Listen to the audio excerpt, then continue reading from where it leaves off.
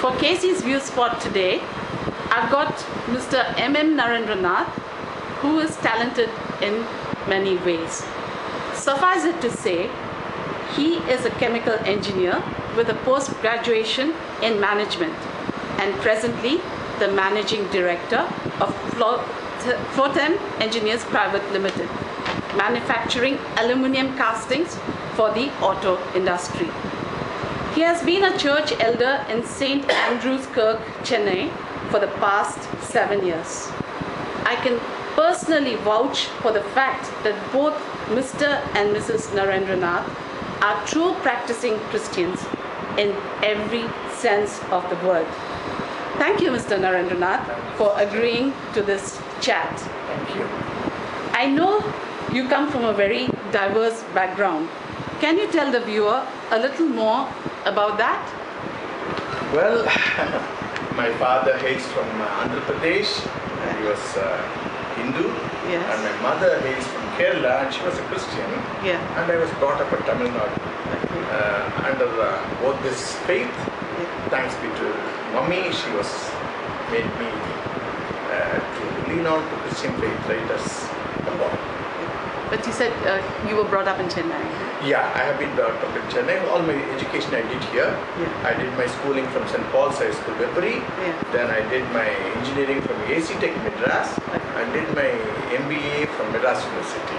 So, do you know all the three South Indian languages? Exactly. I mean, Tamil. Just, very much. I can fluently speak Telugu. Yeah. And read and write Tamil. Yeah. And understand Malayalam and Hindi. Yeah. And well, all these languages I am comfortable about. Okay. What made you interested in taking up chemical engineering as a profession? And you already said where you did it from. Yeah, Can you actually speak a little more about it? when I was passing out from my school in late 60s or 70, early 70, Indian Engineering College had only 3 branches, Okay. mechanical, civil and electrical. And even that they used to allot after the 3rd year. Whereas at AC Tech, they used to give the B.Tech in chemical engineering right from the year 1 you can choose. Okay. So also those days I didn't know much difference between B.Tech and B. Indian Engineering College gave B, Yeah. AC Tech gave B.Tech, so B.Tech sounded better for me, so I chose chemical engineering. Okay. That's it. And can you tell us more about how your life has been both in the professional and personal fronts so far? I mean, you must have had some ups and downs. Yes, when I passed out from AC Tech in the year 1975, there was not much job opportunities for engineers, particularly chemical engineers, because MRL, MFL, all these big chemical industries in Chennai, jobs were full. Yeah. So I had to go and hunt for a job, and the very first job God gave me was at Singareni Collieries in Andhra Pradesh, Okay. my father's place. Yeah. And I was very happy. It was then I realized how valuable chemical engineering was, because as a chemical engineer, in those days we used to do for 5 years, nowadays it is 4 years. Okay. But in these 5 years, first 3 years we were doing general engineering, Okay. electrical, mechanical, civil, all the engineering, maths, physics, chemistry, and the last 2 years we were doing chemical. Yeah. So I have become a jack of all, master of none sort of. So in Andhra Pradesh we are putting up a coal chemicals complex, Yeah. which means converting coal into soft coke. So I was in charge for floating the tender from government side and evaluating the tender, ordering, and then going for inspecting the fabricated items. It was a very rich experience. It's how God was grooming Joseph. He was Okay. grooming me there. And later on, because I didn't have much promotional opportunities, I wanted to shift over. So I left that government secured job and came down to Chennai. Yeah. Took up a job with Arudra Engineers Private Limited, joined them as assistant manager. By God's grace, within 4 years, I grew up the ladder. I became their manager, the regional manager, and then by 87, I joined them in 80. By 84, 85, I was the general manager. Then it was a water treatment company. When I joined them, I took all sorts of orders at that time: firefighting, gas cleaning, piping, tankages.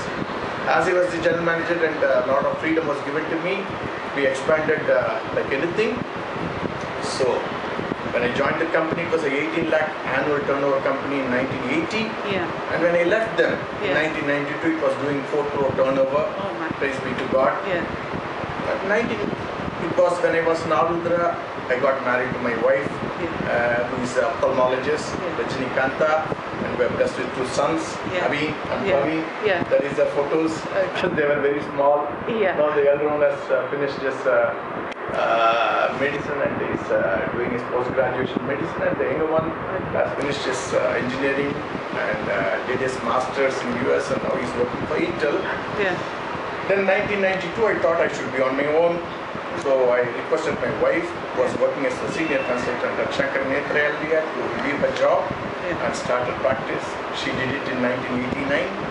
So by 1993, once when I was sure the kitchen was warm, I jumped into business. I started this company called Floatherm Engineers Private Limited. Okay. So that was another, after 18 years of employeeship, I became an employer. So is there any reason why it's called Floatherm?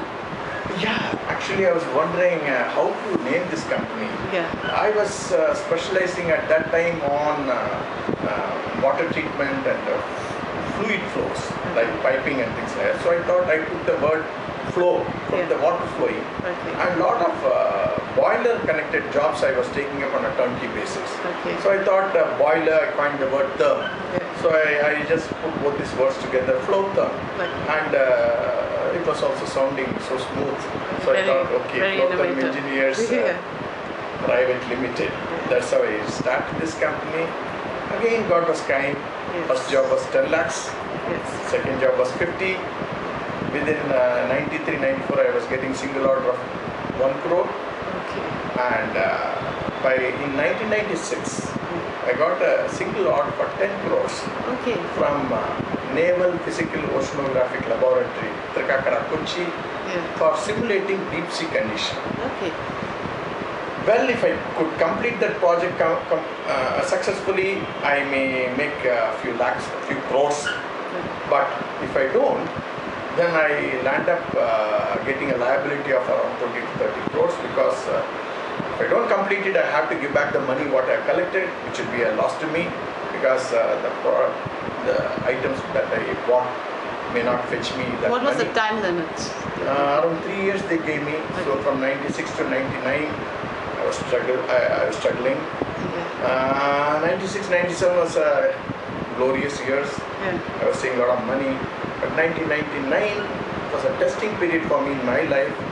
For almost 6 to 8 months, I was struggling to complete that project. And if I don't complete the project, number one, I have to give back the money. Number two, if the government goes and floats the tender, and if the new tenderer asks for a higher money or higher amount, I have to meet that deficit also. This was called risk purchase contract clause in the defense contract. I accepted it. So I was under a lot of tension for almost 8 months. But it must have been a really risky venture, because the liability was so much. I mean, very true, sister. I couldn't sleep for 6 months continuously, because a stage was going and I thought I may not be able to complete it, because walls were leaking, foundations were breaking, because that was the first time we were doing in this part of Southeast Asia. Nobody had done it earlier. So reaching minus 20 degrees, pressurizing up to 70 bar, all these things were new. So things were totally out of control for some time. Then that was the time I became more spiritual. I prayed to the Lord, whom my mother revealed it to me as a small boy. I clung to him. Within 6 months he pulled me out. I could complete the project. From whatever I got that money, I put the factory what I'm running now, making castings for auto industries. That was the seed money that I got from the project. Now it's sustained. What has your experience been in Floatherm? Well, I see people find it either a government job is good, or private job is good, or employership is good. I somehow feel it is like the other side of the grass is green for the thing. Like if you are sitting in this side, you find the other side is green. When I was in government job, my father took me to the government job by telling nobody can sack him. Fine, that's a great thing in a government job.